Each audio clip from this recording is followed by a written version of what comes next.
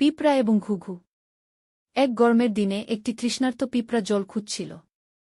নদীর কাছে ঘুরে বেড়ানোর সময় এটি তার ভারসাম্য হারিয়ে ফেলে এবং জলে পড়ে যায়। তীব্র স্রোত তাকে ভাসিয়ে নিয়ে যেতে শুরু করে এবং বেচারা পিঁপড়াটি ভেসে থাকার জন্য লড়াই করে।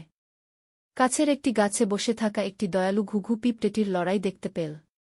সাহায্য করার ইচ্ছায় ঘুঘুটি একটি পাতা ছিঁড়ে পিঁপড়েটির কাছে নদীতে ফেলে দিল। পিঁপড়েটি দ্রুত পাতায় উঠে নিরাপদে তীরে ফিরে এল। ঘুঘুর দয়ার জন্য কৃতজ্ঞ পিঁপড়েটি তাকে ধন্যবাদ জানাল এবং Hey একদিন there. সাহায্য করার প্রতিশ্রুতি দিল। Subscribe to my channel. কয়েকদিন পর And also এক press শিকারী this বনে bell এসে icon. দেখতে পেল যে ঘুঘুটি একটি গাছে শুয়ে আছে। সে চুপচাপ তার ধনুক তুলে ঘুঘুটির দিকে তাক করল। ঠিক যখন সে গুলি করতে যাচ্ছিল পিঁপড়াটি বিপদটি বুঝতে পারল। দ্রুত পদক্ষেপ নেওয়ার সময় এটি শিকারীর পায়ে কামড় দিল। শিকারী ব্যথায় কাঁপতে। গল্পের নীতিকথা: একটি ভালো কাজ কখনো নষ্ট হয় না।